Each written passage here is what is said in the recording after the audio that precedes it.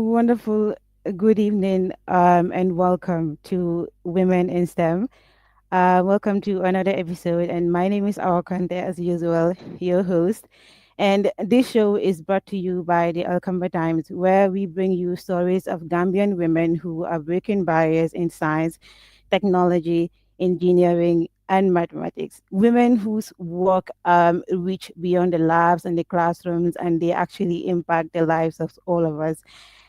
So today we have an environmental scientist, we have a lecturer, a researcher, and the coordinator of National Climate Action Center, where she helps design policies to protect our communities. She's also trained government officials. She has led gender and climate forums. She has worked on national science and technology policies. She has consulted for the UN and international organizations, and she has published extensively on climate change, biotechnology, and environmental management. Dr. Bintu Diva is a living example of how women in STEM can create real and lasting impact. Dr. Diva, thank you very much for being here with us and welcome to Women in STEM.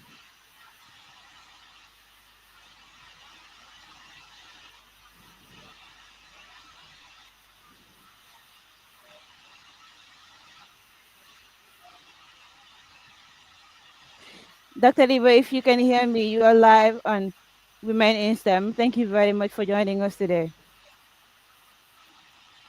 Thank you, Awa. It's an honor to be here today. So before we do anything, I am sure the viewers are actually curious about Awa, I'm who. not hearing you. Can you hear me now? Thank you, Awa. It's an honor to be here today. Thank you very much to you as well. So as usual, what we do before, I think we've lost Dr. Diba there.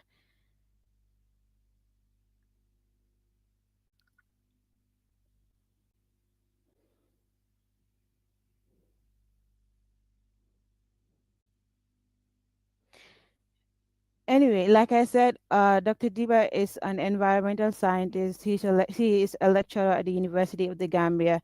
She is the coordinator of at the National Climate Action Center. And today we are talking about women at the front lines of environmental science and climate change. We have you back, Dr. Jiba. Thank you. Thank you very much, Awa. And it's an honor to be here today. And thank you to the entire audience that are here today to listen to me. I'm really Thank, privileged. thank you very much. As usual, before we get into the discussion proper, I am sure the viewers are curious about, the journey of Dr. Bintu Diva, from where it all started to now having earned your PhD. I want you to take us through your educational journey from the beginning to where you are right now.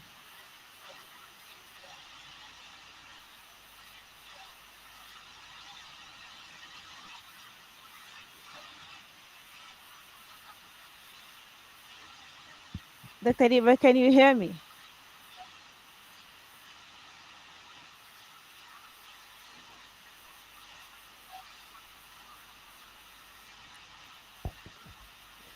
Hello, Bintu, can you hear me? Um, I am a Gambian born and I am groomed in the Gambia here. Okay. I always feel proud to say that in every platform. Mm-hmm. 80% of my education, I've attained it in the Gambia. Mm-hmm. Are you hearing me? Yes, I can hear you very clearly. Yes, but can you hear me, Awa? Yes, yes, I can. Hello? Yes, please go ahead. I'm not sure if this is your internet connection having problems, but I can hear you perfectly, although we seem to be clashing. Um,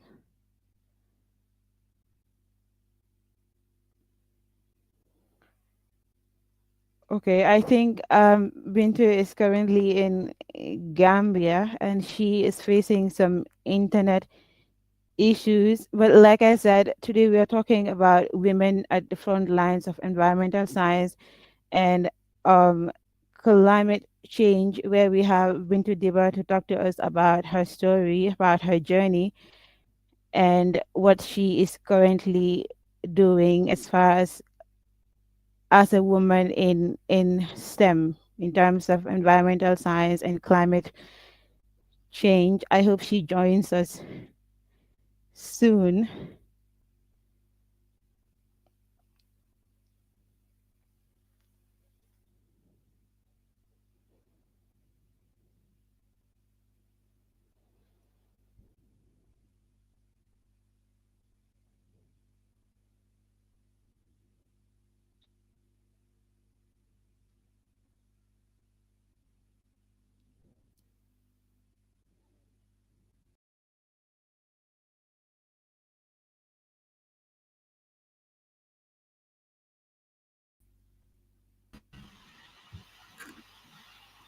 Hello, Awa. Um, yes. I have to change my position. I don't know whether it's from my end. Are you having internet issues or I'm No, not my sure what's internet is happening. working. Okay, but I'm not sure too. you were leaving the studio and coming back. I'm not sure what's happening. Oh, well. But it's okay now. Yeah, it's perfectly okay now. You were talking about your journey. Yes, I was saying that I am born in the Gambia, and I could proudly say that I attained 80% of my education in the Gambia. Mm-hmm. Upon finishing high school, I studied in the University of the Gambia, where I attained a Mm-hmm. bachelor's degree in biology.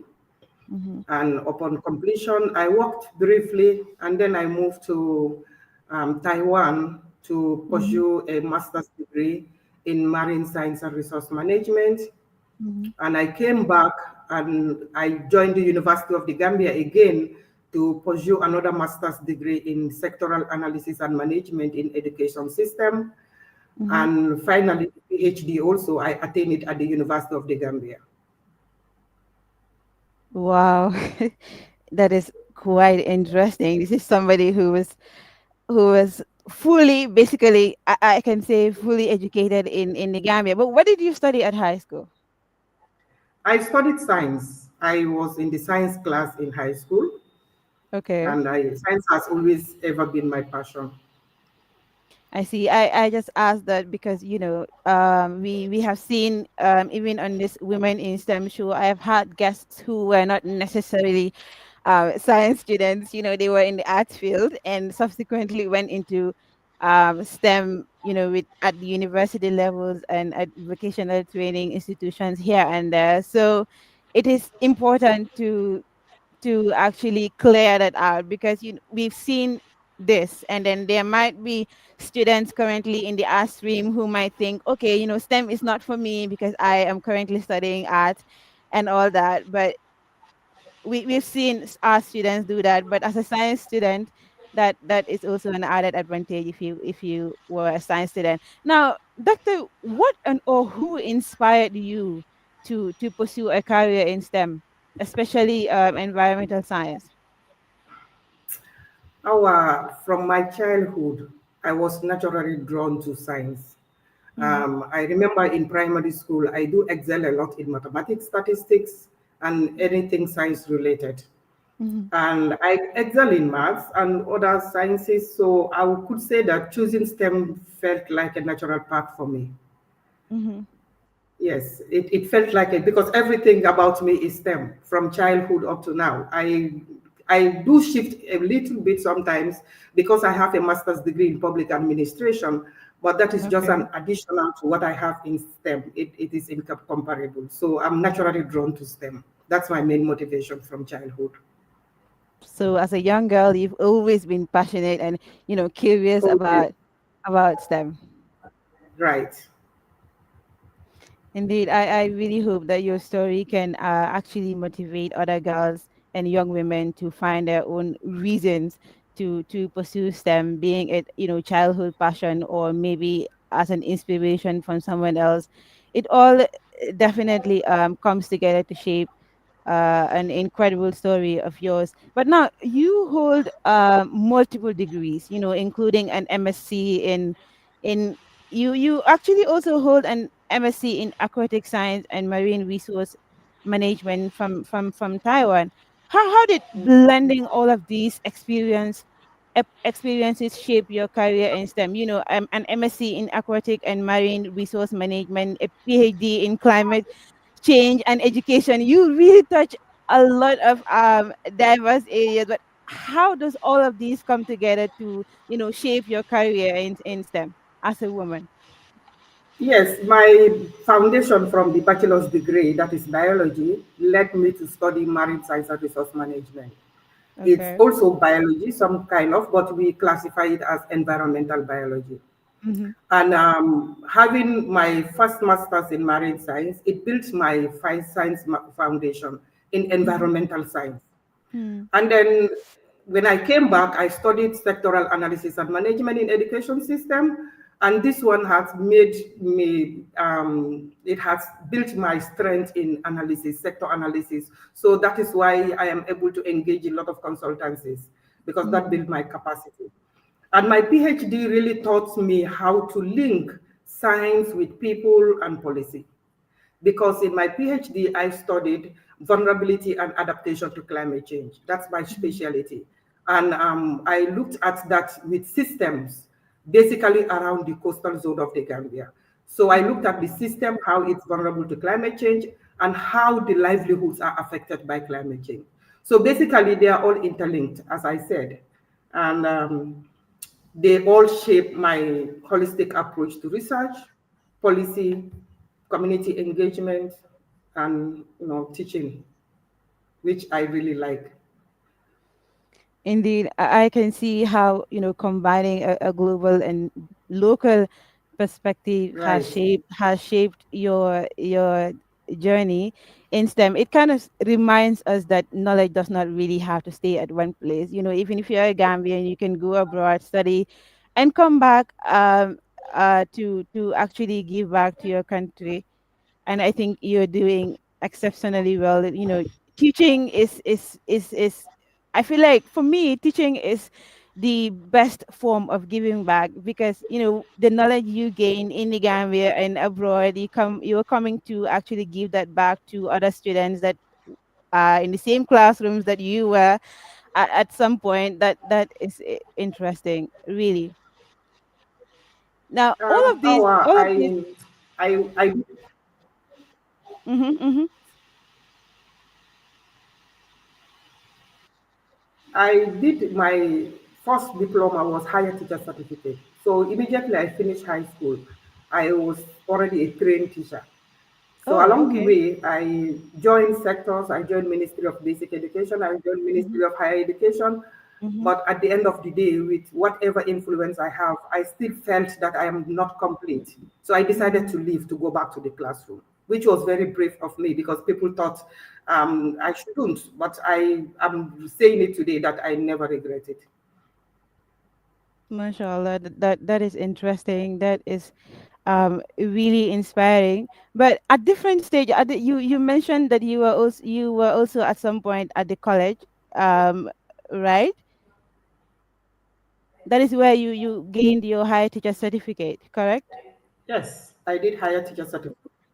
Now, with your experience at the Right. college, at the University of the Gambia in Taiwan, at those different stages of your education, what were the specific challenges that you faced as a young woman in STEM, and how did you really overcome them?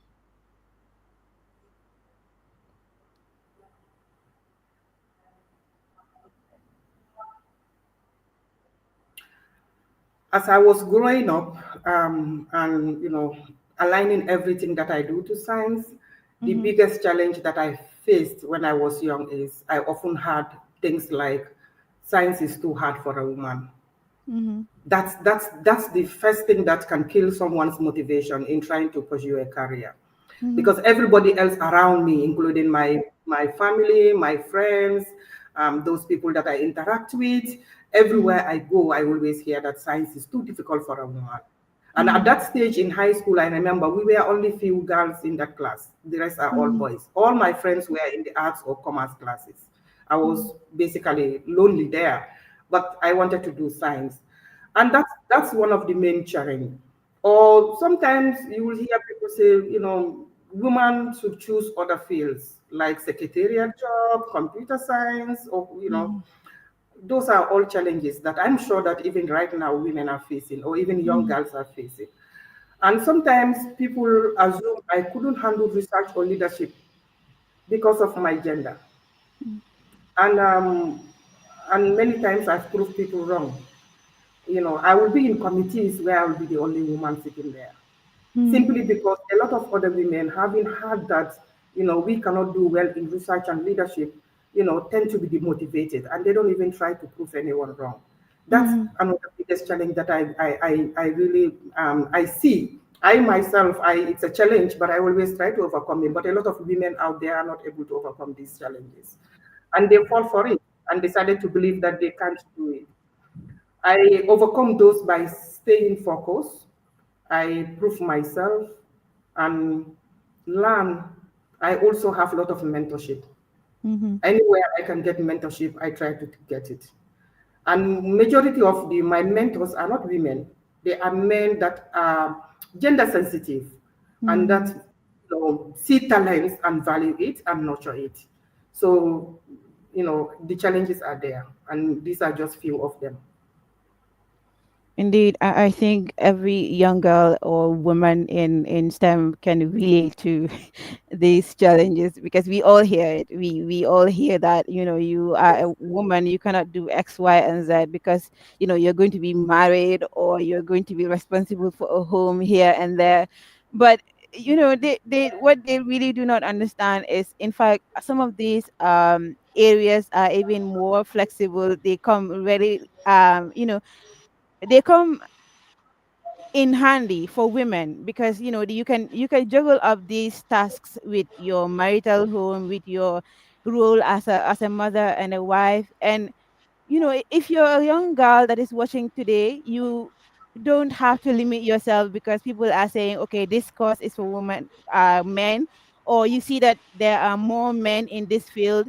In fact, seeing that there are more men in a particular field should be kind of a motivation for me to actually go in there as a woman so that I can inspire more women to actually come into that. So also that is where sharing these experiences also come in. They makes them careers feel achievable and they feel real for other girls and women in STEM.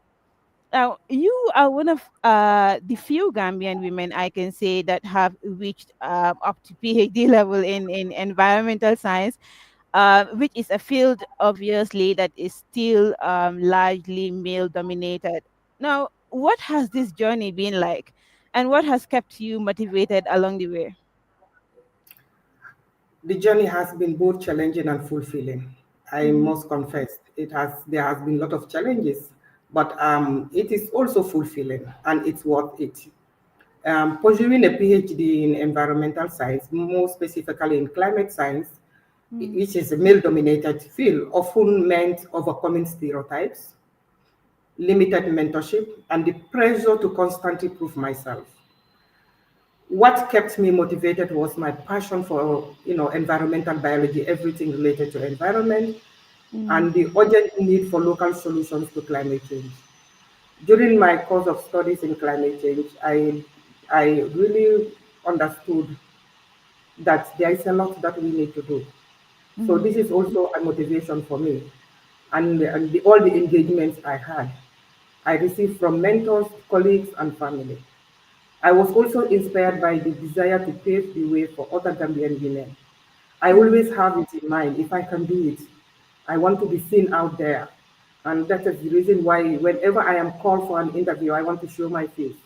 This is because I want to be, to be that inspiration for young girls out there to see mm-hmm, me and know that I'm able to achieve this much. And I'm happy, I'm enjoying it. That if they work harder and not listen to all the challenges that may come their way, they will be mm-hmm. able to do it. I was also inspired by the achievements that come with all this struggle that I've gone through. I've Mm-hmm. achieved a lot. I am basically, I could say I'm stable, and it's all because of the challenges that I have to beat to upgrade myself and become who I am today. So, these achievements, they are not only personal for me, Mm-hmm. but also part of breaking barriers. They are part of breaking barriers and creating space for more women to contribute to building a more sustainable and inclusive future.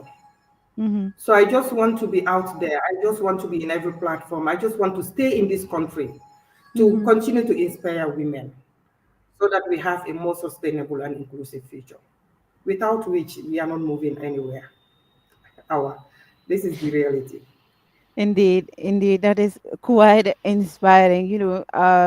People like you staying in the Gambia. You've been outside, you've been to other countries. In fact, you've earned degrees abroad, but you still came to Gambia, came back to the Gambia to give back to your community. I think that is one thing that has really stood out for me in your journey. And it is clear that gender is not really a barrier to impact or leadership. So that is really interesting. And I think for your at the heart of your story is determination and resilience, and having that zeal to inspire more women and young girls in STEM. I really admire that. Now, you are a lecturer at the University of the Gambia as well. You teach Thank you. students at the UTG. You've taught and mentored many students there. How do you see the number of women in your classes compared to men? And what do you think are the barriers that the girls face, and that makes them few in your classes? Because I am sure there are definitely fewer girls than than boys in your classes. Yes, if you compare those studying sciences, especially physical and natural sciences, to other departments, you can always see that the numbers are, you know, not comparable. Mm-hmm. However, there is a lot of improvement that we are registering. Mm-hmm. And recently, I've seen a lot of girls coming in to study, and a lot of them in my class. Mm-hmm. So, they are small, but still, it's encouraging that a lot more are coming. It's unlike my time when I was studying science. We Mm-hmm. were very, very few, but unlike now. And these girls are doing very well. I am really impressed. In most cases, they are the most committed to the classes and whatever is happening. When you give assignments, you can see the dedication, the commitment from them. So the numbers Mm-hmm. are improving, even though they are still small. And most of the barriers, like you said, are there for them also. As a mentor at the University of the Gambia, my role is not only to go to classroom and teach. Many Mm-hmm. a times I will lecture a class, I will give assessment, and a particular girl will come to me crying with problems that they are facing at home, and they Mm-hmm. expect me to, advise them, seeing that, when I introduce myself in the class, seeing how much I have achieved, and I've also gone through those barriers. So Mm-hmm. sometimes they felt to confide in me than outsiders. I have seen a lot of those cases. And most of those barriers that I do tackle or advise girls is stereotype. A young girl came to me and said, the mother-in-law said a girl's education need not go that far because Wow. because of the university, she's not able to provide better meals for them, and that's because of the reason the husband told her to drop out of school, and she was in Mm-hmm. her third year. And knowing me and what I've gone through in life, my advice to this girl, and I'm very happy that one day I went to the market and met her, and I went to Wow. one of the hospitals with my son, and she's there working. Although she told me that the marriage couldn't continue, and Mm-hmm. it's not my fault, but I have to ask this girl to definitely, work it out, to know that marriage can fail, but whatever you earn academically will never fail. So it's not good to advise somebody to go out of marriage, but the best advice I can give is to balance the marriage and also their education. And a lot of time also, women have problem with finances. A lot of Mm-hmm. them will come in finances. These are barriers. And I hope that the government can see that and have special packages or developing partners for girls. A lot of them really want to Mm-hmm. study science, but finance is a barrier. And I can attest to that because I have seen a lot of cases Mhm. girls cannot do exams and they will come crying to me. And, these are also barriers that is visible. And like I said, but majority of what is affecting them is family expectations. Because Mhm. women Mhm. at university level, you are mature to get married. And a lot of them will get married thinking that it will open opportunities for them. But Mhm.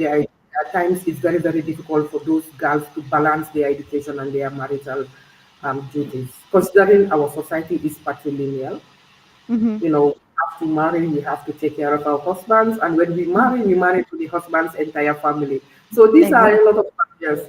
These are a lot of barriers for girls. And I see a lot of those issues, those problems, a lot. Indeed, as a lecturer at the University of the Gambia, I am sure that you have seen a lot of these cases. And in fact, just look at this. This is a real life scenario that you are narrating here, and this is something that happened. This is something that keeps happening in our homes, in our communities. Girls are told to stop going to school or to, stop pursuing higher education in simply because you are married. And I think this is something that we have to talk about. It is doable. You can be a wife, you can be a mother, yet go to school. I have seen a lot of people who have been going to the University of the Gambia who are in fact um studying abroad, yet they are still married. They are fulfilling their marital obligations. They are mothers. I have seen mothers who are going to who are going to university. They can do it. It's all about, for me, it's all about the support that you get. But then also what happens is that they do not, most of these girls, most of these women do not get the support that they need at home, because it's really stressful having to go to school, especially in these STEM courses that are really difficult. Already you have a lot of pressure at school, and then you come home also find a lot of pressure waiting for you. Like you said, in Gambia, if you get married, you're not only getting married to your husband, you're getting married basically to the entire extended family. So I think men also have a lot, like a huge role to play here. They're allowing their wives and their daughters and their sisters to actually pursue their careers, no matter what else they are doing. Even if they are married or whatever they are doing, they need that support. Because we need women in STEM. We need women like you who are going to study and come back to teach in our universities, in our schools. So really, thank you very much for sharing that. Now, You're welcome. as a coordinator at the National, Climate Action Center, you kind of bridge research and policy. What does your role involve in this institution, and how does it really affect the ordinary Gambian? Um, you know, at the National Climate Action Center, it is established at the University of the Gambia. Mm-hmm. And the objective of the center is to strengthen institutional and systematic capacities in climate action, and also, to knowledge management, to enhance knowledge management, and also enhance research, because university is a capacity building and research. University is a capacity, sorry about that. University is a capacity building and research institute.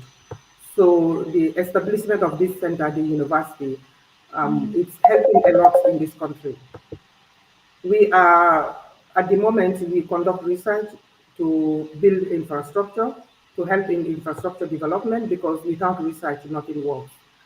But also, we Mm-hmm. um, do capacity building a lot in climate action, Mm-hmm. because we concentrate more on monitoring, reporting, and verification in climate action. The project is indeed working with many other pilots that are going on in the Gambia. Mm-hmm. The Climate Action Center oversees activities for a pilot that is monitoring forest degradation. We Mm-hmm. also have regional community of women for community of practice for women. It is a platform where we talk about climate action and how it affects women's life. Mm-hmm. And also, we also have other pilots like renewable energy, because they are all efficient technologies that can enhance the livelihood of women and Mm-hmm. help them in the face of, the changing climate and the environmental degradation that we are having. So a lot actually is going on at the center. And more specifically, we also mentor. The center constituted a climate ambassador team. Mm-hmm. 50% of the members of that climate ambassadors are within the university. They are university students in the different departments. And we Mm-hmm. don't just select these climate ambassadors from the sciences, but even from public administration. Because climate change is cross-cutting. We want them to see that even when you are a lawyer, you can still study climate change because Mm-hmm. it's something that is affecting everybody's life. So at the center, if I want to analyze for you everything that we do, perhaps we will not be able to finish. But most importantly, what we are doing now is to enhance research and also to enhance capacities in climate action. Indeed, I think we have gotten a glimpse of what you do at the center, and I think this is where science really touches our everyday life. You know, it shows that STEM is not just about labs and classrooms. It also has to do with shaping policies and protecting our communities. Really. Now, you talked about one sort of I think I have forgotten it, but you mentioned how 50. Regional regional You meant community of practice for women. We have you that, mentioned and yes, we also have climate ambassador group that is constituted, and they also exactly. help. Yes, they also help to enhance capacity because we believe that climate change. For with climate change, we have to influence minds from the grassroots.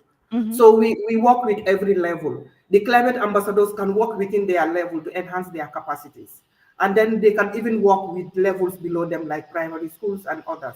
So mm-hmm. these systems are being put in place, and we are doing a lot to strengthen them.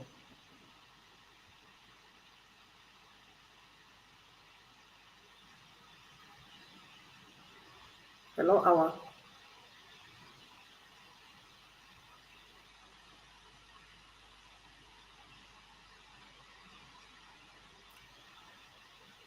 Are you hearing me, Awa?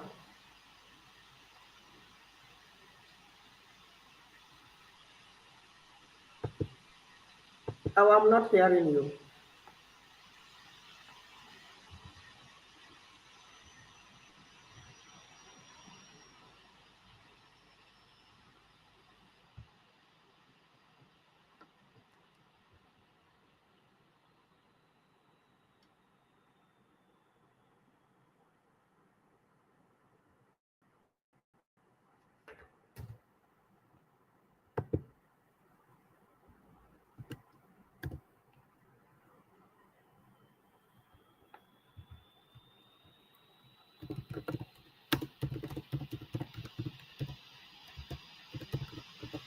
uh, Viewers and esteemed Dr. Diva, I really apologize for that. I Yes. believe I had an internet problem. But the follow-up question I had regarding that climate ambassadors was how represented women are in this initiative.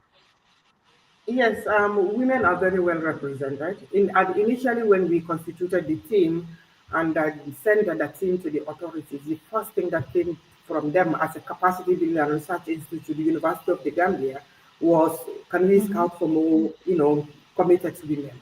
So every addition that we have to that team is a woman. So we are very gender responsive in that aspect. Indeed.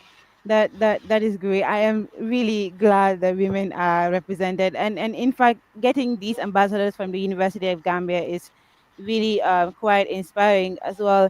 But when you look at climate change in the Gambia, most people will tell you, okay, climate change is a Western problem.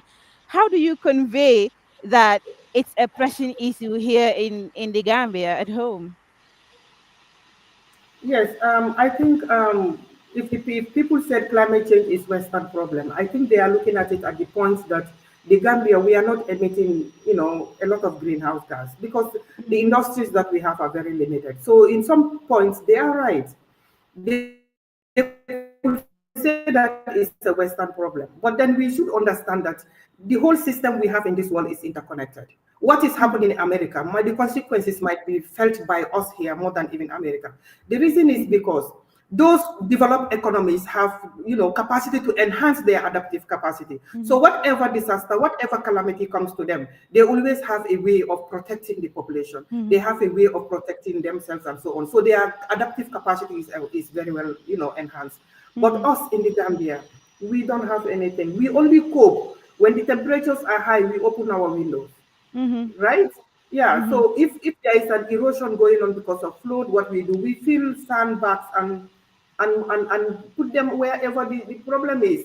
So our capacity, compared to those developed countries, are very, very low. So in order to say that, I think people should just be reminded of what is happening, what is prevailing now. Mhm. Even though we believe that we are not emitting greenhouse gas that is causing all this change in climate, but let Mhm. us also remind ourselves of what is prevailing in our communities and livelihoods. For example, all the flood that is coming, we have our infrastructure is not that good, strong if you go to certain, communities. And when Mhm. flood happens, people suffer. And I will give you one example: the windstorm disaster that has been happening in the previous years up to now. If the wind blow, the wind blows and take people's roof off. Mhm. Normally, what do we do? These are all the as a result of the anthropogenic activities that are going on. That is, and Mhm. increasing the effect of climate change on us and our livelihood. So all these things, saltwater intrusion. Right now, we are having a lot of our freshwater bodies being salinated. There are Mhm. saltwater intrusion. We have a lot of our plants that are dying. So if Mhm. if we are looking at all that, I think we should believe that, these are proof that climate change is happening right here in the Gambia. Mhm. And if somewhere at our doorstep, not far away from us, because we are facing the consequences. And that is the most dangerous. So those people that are saying climate change is not a Gambian problem, it is a Western problem. At some point, I can agree with you, but I'm also Mhm. reminding them to also look at what is happening in our environment, which are all as a consequence of the changing climate. And that Mhm. should convince us that climate change is everybody's business. Mhm. Being poor, being rich, young, old, it is everybody's business. And that's the advice I have for those people. Indeed, I think in Gambia we might not necessarily be experiencing these harsh, very very harsh climate conditions, but we've seen, like you said, we've seen floods, we've seen saltwater intrusions in some parts of Yeah, the country, and these are real. At some point we might not really be seeing the adverse effects of these things today, but if, like you said, if we do not um mitigate them, if we do not do something about them, I think at some point in the near future we are really going to see its effects really. we are even seeing it. We are seeing it. A lot is happening. If you study climate change, you definitely know that at the point that we are, we all have to do something. We all have Mm-hmm, to rise up to do something. mm-hmm, And the limited adaptive capacity we have, this is something that we need to utilize as much as we can. And we also have to change our behaviors. We mm-hmm, also have to change our behavior towards the concept of climate change and also what is happening. No, most of the time when people are faced with harsh environmental condition in the Gambia, there are mm-hmm, certain things that they do. Some people will leave their faith to God. And people in this country are fond of saying it is God's destiny that this is going to happen to me. And such people will not do any effort to help themselves. But you mm-hmm, have a lot of other people that will move away from where the disaster strike. Still now, it's not solving our problem. Moving mm-hmm, away, and with the attitude and character that you have, the environmental degradation that you have done where you were before, if you move away and continue doing that without believing that climate is changing and the effect is there, it will still come back to wherever you move. So the best mm-hmm. among us is those that probably might want to stay, but we do everything possible to safeguard the environment and also safeguard ourselves from the hazards of the climate change. Indeed, indeed. Now, you, as the coordinator at the National Climate Action Center, I know at the center your work is mostly policies and how to implement them.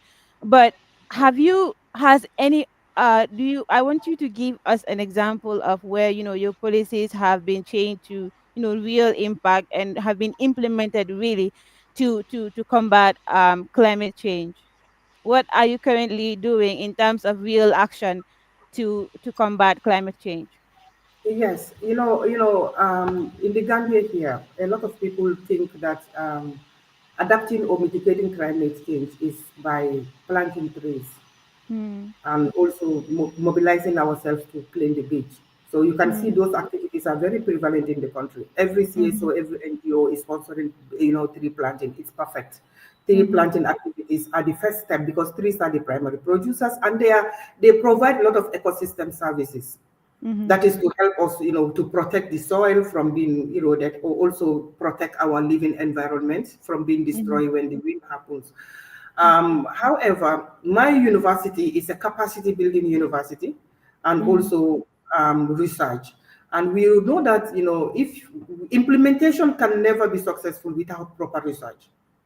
mhm. A research has to establish facts, issues that are going on, and also provide recommendation. And Indeed. based on those recommendations, that anybody that want to improve in that area can take. And there is a lot of research that is going on in this aspect. I have published a lot of papers, and which I hope implementers or anybody, any donor, partner or funding agency can come to support in those areas. And that is the reason why we have the Climate Action Center. This is a Canadian sponsored project. It is Mhm, sponsored by Environment and Climate Change Canada. And we have implementations that are going on. Currently, the pilot for the renewable energy is going to install a net metering scheme that mhm, is to encourage the use of solar energy rather than fossil fuel. This is going on, and they will implement this as a pilot in Kafuta Forestry School. They will implement this at the University of the Gambia as well, and mhm, also in some other places. And this costs a lot of money. That is one of the implementation. We have mhm, a pilot that is working on forest management and degradation. And they are also going into the implementation phase. They are going to look at bushfire alert systems that will be implemented across the country because major part of mhm, our environmental degradation is caused also by bushfire. So if they enhance capacities and also, bring in techniques to combat bushfire, that is also part of the implementation that is going on. But me mhm, specifically, I am housed at this center to make sure that all the capacity building activities that are going on in terms of climate action are well coordinated and well mhm, implemented. And capacity, in enhancing people's capacity is also enhancing their adaptive capacity. A lot is mhm, happening to our people because of the lack of understanding of what is happening around them and what they need to do in situations like that. So we are doing a lot of that in the center.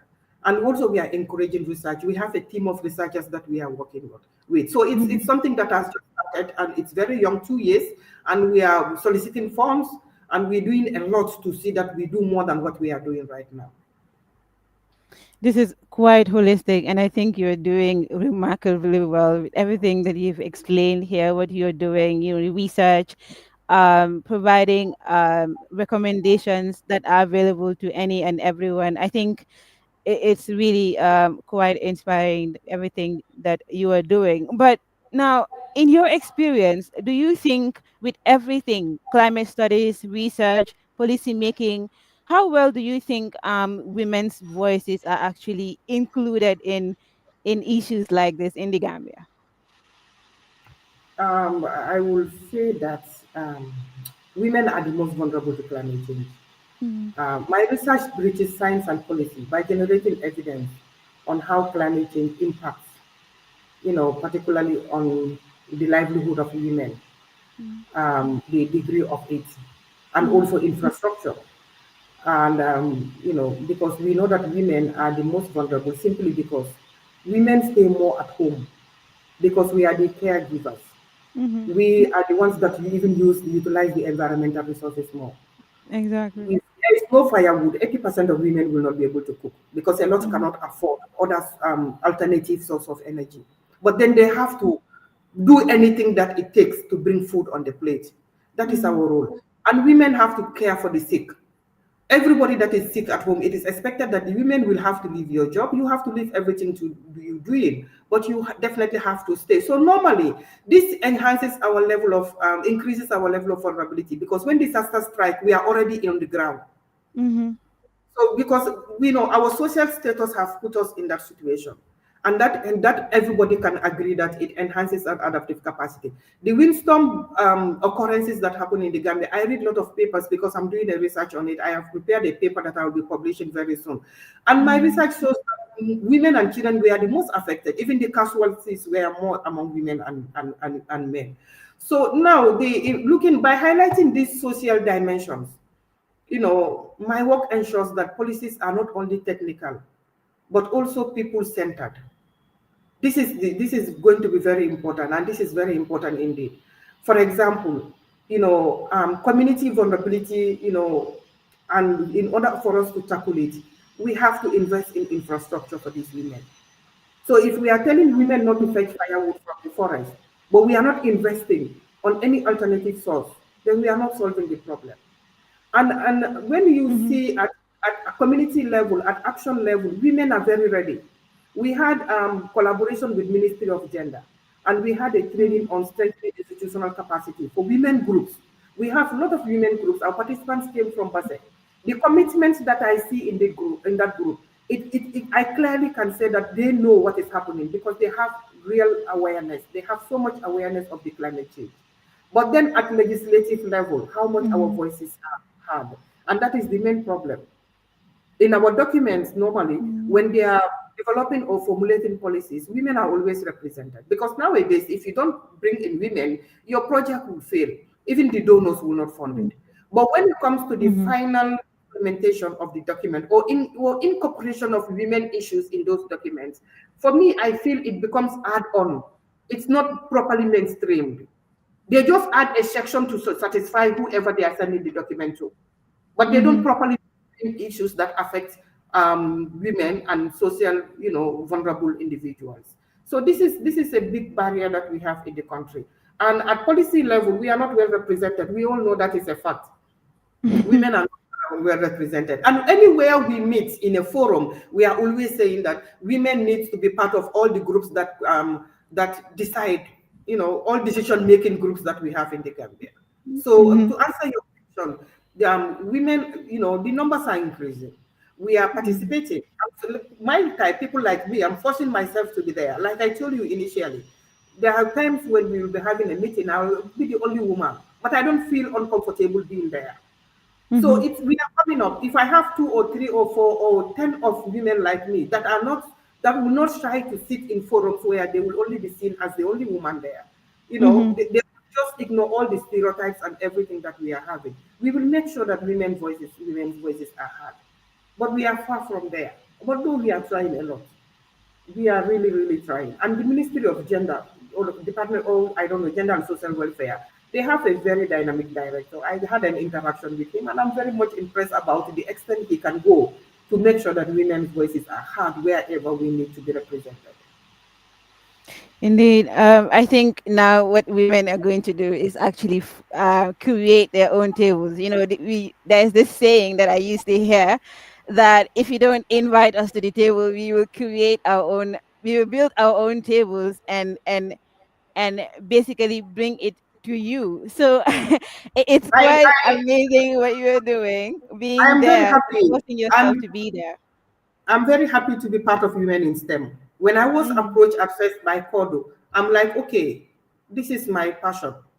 I am not, I probably might not have a special training on gender to at some degree. No. But my commitment Hmm. and my sensitivity to our issue as a woman made me to be fully committed to that group. Hmm. Many a times they have invited me in forums to represent and present and even give talks, and I will be willing, I'm always willing to do that. So that is kind of a table that you are saying. We are creating our own Hmm. table and we shall get there. But we need their support, men, because Exactly. they are very powerful. In indeed. And we I think I always hear people say that wherever you have women, you also have men. I can see it with the women in STEM, even during their events, during their seminars. You see men that show up to actually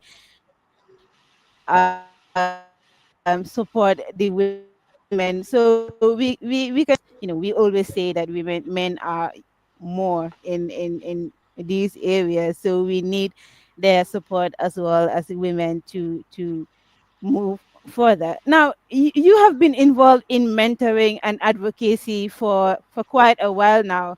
How do you measure the impact of this work, such as women in STEM, on the next generation of women? I'm seeing it advancing. I'm very much optimistic. Yes, that's all Mm-hmm. I can say. Because a lot they are doing a lot. I can say we are doing a lot.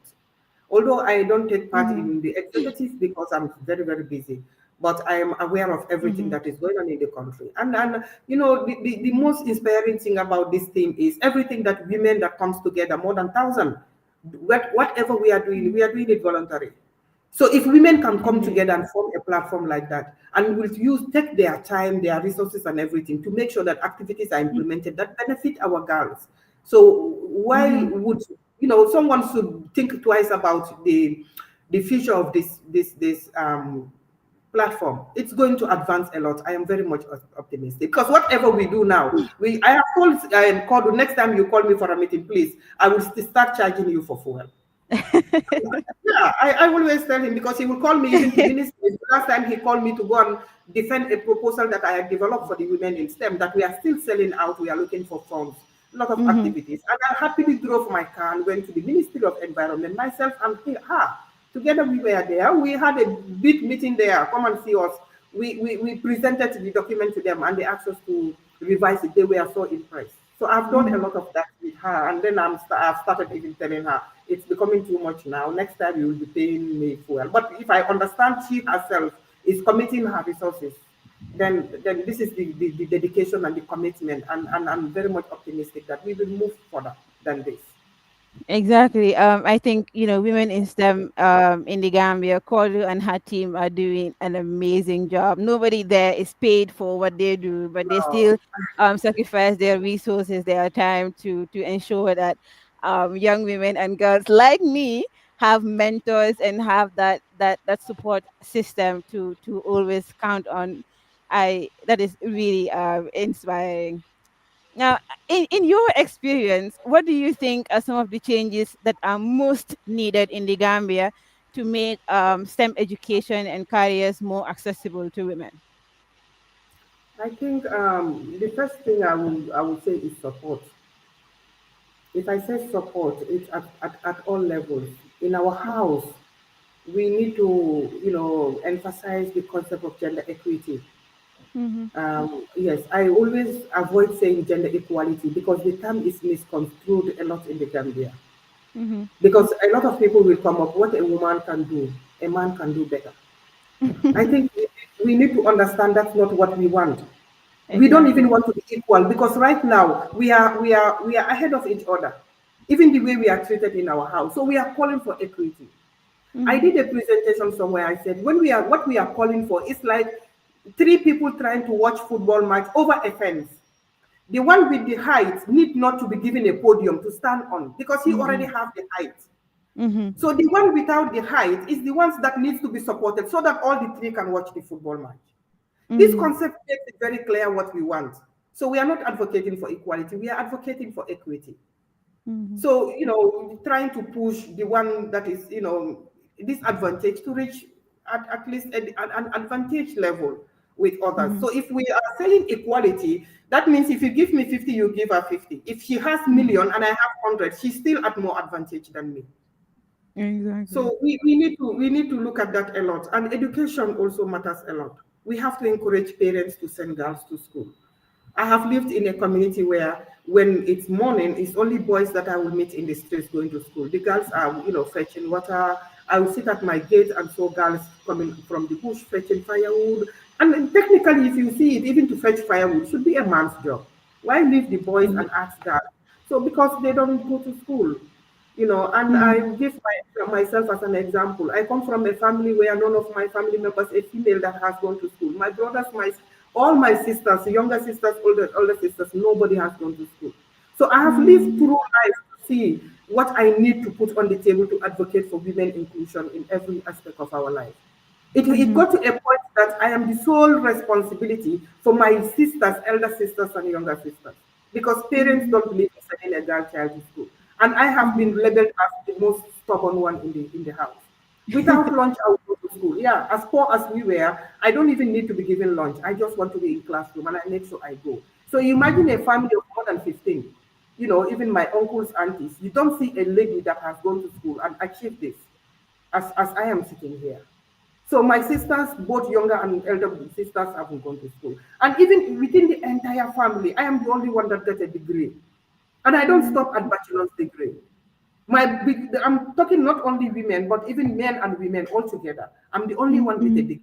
Mhm. Because I'm the most stubborn in the family. Yes, I love it, if that is what is classifying me as stubborn.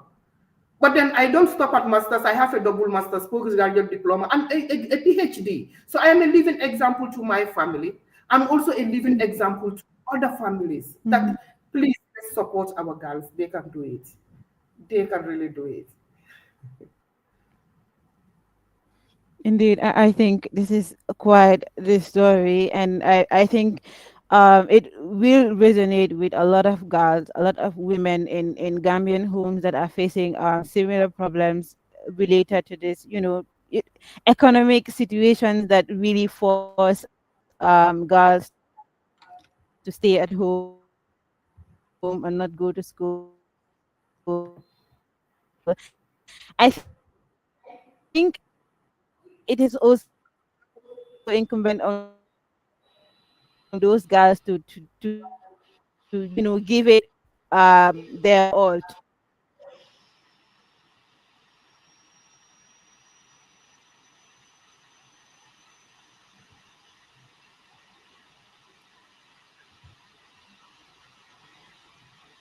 Hello, Awa.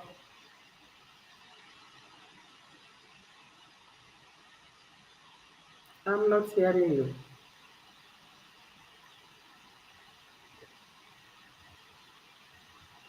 Oh.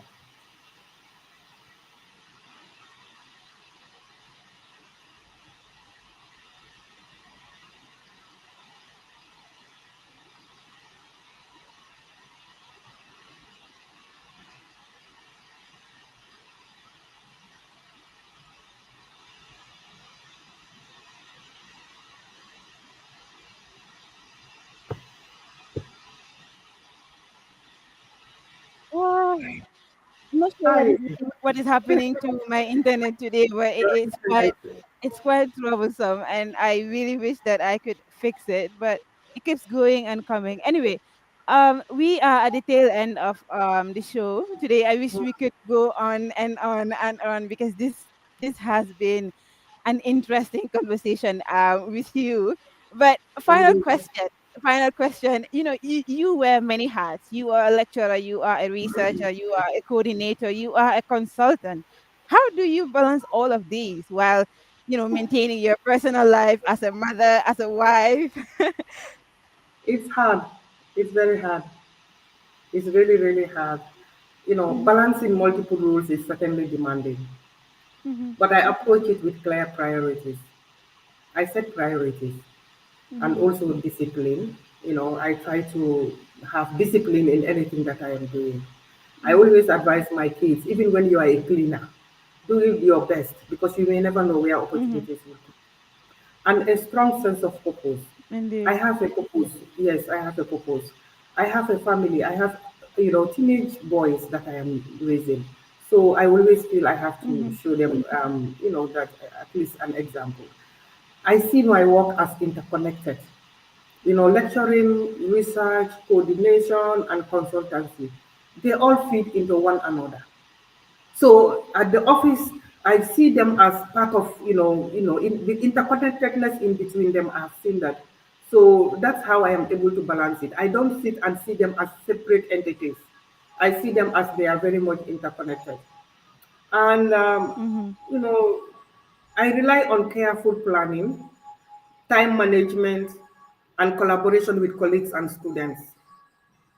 I also rely on that a lot. And this makes my workload more manageable. At the same time, I make it a point to set aside time for mhm, family. Like I said, I am a mother of, mhm. four boys. Like I say, it's only the last one that is Oh, a child. wow. So yes, I make it a point to set aside time for family. I rest a lot. Sometimes I will have to lock myself, and I just feel that I need rest. And also, Mhm. I also, emphasize a lot on personal growth. Everything, Mhm. every stage I am, I want to move beyond that level. So personal growth Mhm. is also this thing, because I believe balance is key to sustaining productivity and passion. In the Mhm. end, what drives me is the impact of the work, and that keeps me grounded and motivated. The work impact, I financially, I help a lot of people. Morally, I mentor a lot of people at the university. I meet with them in their workplaces, and I'm so proud of them. And I also have to groom my children to be able to at least reach some self-dependence in their life at some point in their life. So Mhm. it's hard, but like I said, set priorities and have purpose and work towards that. I think, inshallah, with that deal in place, everything, will flow. In inshallah, I am in really I look forward to being able to juggle my work as in a field like STEM and be a a wife, a mother and all that like you're doing. And I'm sure that other guys that are watching today cannot help but admire you as a professional, as a PhD holder, as a wife and as a mother.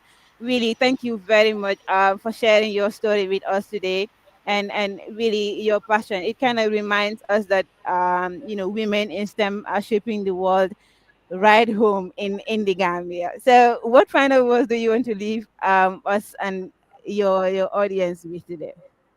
Yes, I will definitely direct my final word to the girls and women, Mm-hmm, right? So, one thing I have to tell everyone is, believe in yourself, no matter where you start, and, keep moving. mm-hmm, What I want young Gambian girls to know is that your background does not define you or your mm-hmm, future. Curiosity, persistence, and determination are what truly shape your path. If you hold on to your vision and keep learning, the doors you thought were closed can eventually open wider than you imagine. So, mm-hmm. whenever you fall down and when you wake up or rise up, start from where you stop and continue. That's my advice for the viewers. And I know majority of them are women and girls. Thank you so much, Awa, for having me on this platform. Like I Indeed. always tell Thank you my, very I, much. like I always tell my students, um, I might be ugly, but I'm a very nice girl. The first thing I do when I have contact with them in the class is I will tell them I might be ugly, but I'm a very nice girl, and I can listen. So you can always talk to me. So I open up myself, my platform, and my environment for people to be able to have the courage to come. And I will tell them my educational background and what I have achieved so far, so that they can have somebody they trust within that environment to talk to. And it has worked Mm-hmm. out for me because I've talked to a lot of girls that are going through a lot that needs somebody to talk to. Thank you so much, Indeed, Awa. indeed, and I don't even think that you're ugly. I completely disagree because I believe the beauty is relative. So it's not just the face that people see. It's about your heart. For me, I see beauty as the heart of someone. So you have a Thank beautiful you. heart. You are completely beautiful. Thank you very much for being with us today. And this is definitely the end of the show. I wish we could go on and on because, like I said, this has been an interesting conversation. But unfortunately, we have to end it here. Maybe if we have an opportunity in the future, we can have you again to pick up from where Sure, we left off. sure, But Awa. for Thank you so now, much. thank you so much and bye bye. Thank you.